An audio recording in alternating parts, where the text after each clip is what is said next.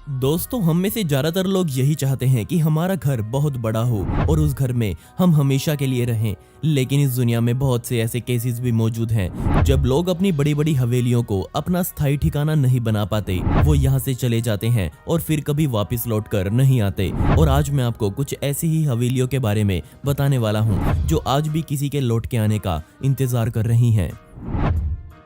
लेनेवुड hall. सोच कर देखिए, आपके पास बहुत सारे कमरे हों और हर कमरे में पैसा ही पैसा भरा हो तो आप इस हवेली को अपना बना सकते हैं। पेंसिल्वेनिया में इस हवेली को 1897 से 1900 के बीच 3 सालों का समय लगाकर बनाया गया था। ये कमाल की हवेली जिसमें पूरे 110 कमरे मौजूद हैं। इसमें से ज्यादातर कमरों को उस समय ही आर्ट गैलरी बना दिया गया था। अब आप सोच रहे होंगे कि इसे बनवाया किसने था, तो मैं आपको बता दूं कि उस समय अमीर लोगों में शामिल पीटर विडनर नामक इस आदमी ने इसे अपने शौक के लिए तैयार करवाया। और आप सोच सकते हैं कि 110 कमरे बनवाना कभी कोई सस्ता काम नहीं होता। जी हाँ, अगर आज के हिसाब से बात करें तो इस हवेली को बनवाने में लगभग 200 मिलियन डॉलर्स का खर्चा आया था। इतना समय बीत जाने के बाद भी ये हवेली आज भी अपनी कीमत बनाए हुए है। पिछली बार जब इस घर को बेचा गया था तब इसकी कीमत 11 मिलियन डॉलर्स थी। लेकिन इतना सस्ता कैसे? क्योंकि कई दशकों से इसकी मरम्मत नहीं करवाई गई है। अगर इसका मालिक आज इसमें रहने की सोचता है तो उसे कम से कम 40 मिलियन डॉलर्स और इस पर खर्च करने होंगे। उसके बाद ही ये रहने लायक हो पाएगी। अभी ये नहीं कहा जा सकता कि वो ऐसा कभी करेंगे या नहीं। देखने वाली बात अब यही है कि क्या वो इसे बेचेंगे या फिर इसे ठीक करवाएंगे। स्वानानोआ मैंशन। वर्जीनिया में बनी स्वानानोआ हवेली को एक इटालियन व्यवसायी द्वारा बनवाया गया था और उनका यहाँ बस जाने का इरादा था। लेकिन 1988 से ये जगह पूरी तरह से लावारिस पड़ी है। इसे बनवाने वाले का नाम जेम्स डूली था और इनके बारे में कहा जाता है कि ये अपने समय के जाने माने लौह व्यापारी थे और इनकी कंपनी से निकले लोहे पर आज भी अमेरिका में ट्रेन्स दौड़ रही हैं। सबसे खास बात यह है कि वो हमारे भारत के ताजमहल से बहुत ज्यादा प्रेरित थे और उन्होंने इस हवेली को अपनी पत्नी के लिए ही बनवाया था। 1912 में उन्होंने अपना ये काम भी कर डाला। उस समय पर इस घर को दुनिया के सबसे आधुनिक घरों में गिना जाता था। जॉर्जियन मार्बल से बनी ये हवेली अपने अंदर 52 कमरों को समेट कर रखती है। बेशक इसमें लगा हर सामान आलीशानता का प्रतीक था।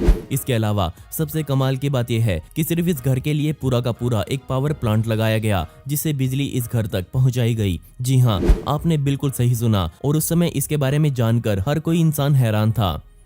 जरा सोचकर देखिए, कोई इतना अमीर था जो ये सब करने में सक्षम था। बदकिस्मती से इस हवेली के बनने के सिर्फ 12 साल बाद यानी कि 1924 में डूली की मौत हो गई और उनके जाने के सिर्फ 2 साल बाद उनकी पत्नी का भी निधन हो गया। आज भी इस हवेली में उस जमाने की सभी निशानियां मौजूद हैं। एक लंबे समय तक वैली कॉरपोरेशन नामक एक संस्था ने इसे संभाला।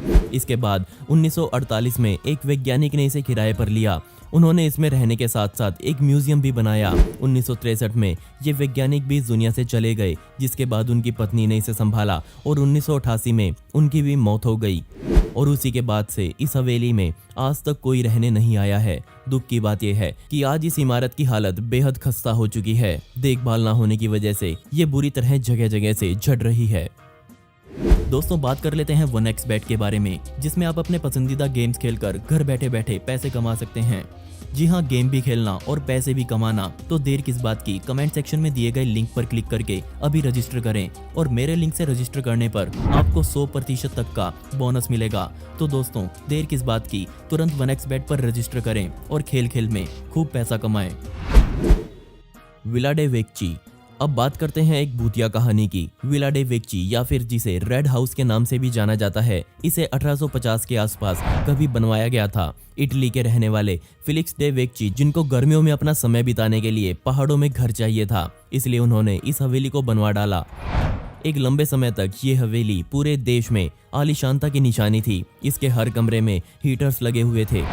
हर कमरे का अलग बाथरूम था। इसके अलावा इसमें एक फव्वारा भी लगाया गया था जो कि उस समय कहीं और नहीं देखा जा सकता था। लेकिन 1862 तक आते आते इस हवेली का नाम घोस्ट हाउस पड़ चुका था, क्योंकि उस साल एक दिन जब फिलिक्स घर आए तो उनको अपनी पत्नी मरी हुई मिली, साथ ही उनकी बेटी लापता थी। डराने वाली बात यह भी थी कि उनकी बेटी के बारे में कभी पता नहीं चल पाया और इस घटना के सिर्फ 1 साल के भीतर ही फिलिक्स ने खुद भी फांसी लगाकर अपनी जान दे दी। इसके बाद उनके भाई ने इस हवेली को संभाला और उनका पूरा परिवार वर्ल्ड वॉर 2 तक यहाँ रहा। इसके बाद वो यहाँ से चले गए और फिर वो समय आया जब आए दिन इस हवेली के मालिक बदलने लगे। पर कारण क्या था? जी हाँ, भूतिया आवाजें। जो भी यहाँ रहने आता वो सोचकर तो यही आता था कि भूत वूत कुछ नहीं होते, लेकिन इस हवेली में रहने के कुछ ही समय बाद वो अपना इरादा बदल देता था। 1960 तक आते आते ये हवेली पूरी तरह से लावारिस हो गई। आज भी कई लोग जो यहाँ रात को घूमने आते हैं वो बताते हैं कि उन्हें पियानो बजाने की आवाजें सुनाई देती हैं। बेशक इस हवेली में एक पियानो आज रखा हुआ है, लेकिन वो कुछ इस हालत में यहाँ पड़ा है। इसका भूतिया होने का एक पक्का सबूत सन 2002 में मिला, जब इस पहाड़ में हिमस्खलन यानी कि एवालॉन्च आया। इसके आसपास मौजूद सभी छोटे बड़े घर पूरी तरह से टूटकर ढह गए, लेकिन चमत्कारिक रूप से इस हवेली की एक ईंट भी नहीं खिसकी। यह हवेली आज भी कुछ इस हालत में यहाँ खड़ी है। क्या आप इस हवेली में जाना पसंद करेंगे? The McNeil mansion. अगर आपने लाइफ विदाउट पीपल शो देखा हो तो आपको पता होगा कि उस शो में धरती कैसी दिखाई देती है। जी हाँ, उसमें दिखाया जाता है कि इंसान इस धरती पर ना हो तो कैसे इन बड़ी बड़ी इमारतों पर प्रकृति अपना कब्जा कर लेगी। बहरहाल वो तो एक शो है, लेकिन अगर उसी शो के जैसा एक असल नमूना आपको देखना है तो ये हवेली उस नमूने के लिए फिट बैठती है। न्यू जर्सी में बनी द मैकनील हवेली, जिसको 1894 में एंड्रयू मैकनील नामक व्यक्ति द्वारा बनवाया गया था। उन्होंने इसे अपने खुद के निवास स्थान बनाने के लिए बनवाया। उस समय पर यह हवेली पूरे देश का सबसे बड़ा घर हुआ करती थी। जी हाँ, इसे पूरे 10,000 स्क्वायर फीट में बनाया गया था। कमाल की बात यह थी कि एंड्रयू के लिए यह हवेली भी छोटी पड़ रही थी। इसके लिए उन्होंने इस हवेली के बराबर में ही एक और छोटी हवेली बनवाई। जी हाँ, आपने बिल्कुल सही सुना, इस हवेली का गैराज ही हम मिडिल क्लास लोगों के पूरे घर से बड़ा था। लेकिन कुछ सालों के बाद ही अमेरिकन कंपनी यूएस पाइप ने एंड्रयू से इस हवेली को खरीद लिया। उन्होंने इस हवेली में अपनी कंपनी के हेडक्वार्टर्स बनाए। आप शायद विश्वास न करें, पर इस कंपनी ने इस हवेली में 14,000 स्क्वायर फुट का क्षेत्र और शामिल किया था। उन्होंने इस बिल्डिंग का इस्तेमाल सन 1974 तक किया। इसके बाद वो इसे छोड़कर चले गए और तब से ही इस कमाल की हवेली पर किसी का ध्यान नहीं गया। ये अंदर बाहर से जंग खाती रही। 2001 में इस इमारत के अंदर लगी आग ने इसे पूरी तरह से बर्बाद करके रख दिया। उसके बाद से तो इस बिल्डिंग का अंदरूनी हिस्सा किसी हॉन्टेड हाउस जैसा लगने लगा। कई कंपनीज ने इसे ठीक करने का प्रस्ताव इसके मालिक को दिया, लेकिन साफ करने के एवज में वो मालिक से $10 मिलियन मांग रहे थे, जो वो कतई नहीं देना चाहते थे। हालात अब ये हैं कि 1974 से ये इमारत बुरे हालातों में ऐसे ही खड़ी है और इंतजार कर रही है कि कोई आएगा और फिर से इसे एक नई जिंदगी देगा। और दोस्तों, अब आप मुझसे इंस्टाग्राम पर जुड़कर मुझसे डायरेक्ट बात कर सकते हैं, जहां पर मैं आप सभी के सवालों के जवाब देने वाला हूं और साथ में आपसे बहुत सारी बातें करने वाला हूं। तो स्क्रीन पर दिख रही आईडी पर या फिर डिस्क्रिप्शन में दी गई आईडी पर जाकर मुझे वहां फॉलो कर सकते हैं। इसमें आपका ज़्यादा समय नहीं लगेगा और मुझे आपसे बात करना सच में बहुत पसंद आएगा। और दोस्तों, पिछली वीडियो का शाउट आउट जाता है गुरनैन सिंह को, जिन्होंने बहुत ही प्यारा कमेंट किया था। इस कमेंट के लिए आपका बहुत बहुत शुक्रिया। साथ ही दोस्तों, आप इस वीडियो के कमेंट्स में पिक मी लिख सकते हैं और आने वाली हर वीडियो में आप में से ही किसी एक को शाउट आउट मिलेगा।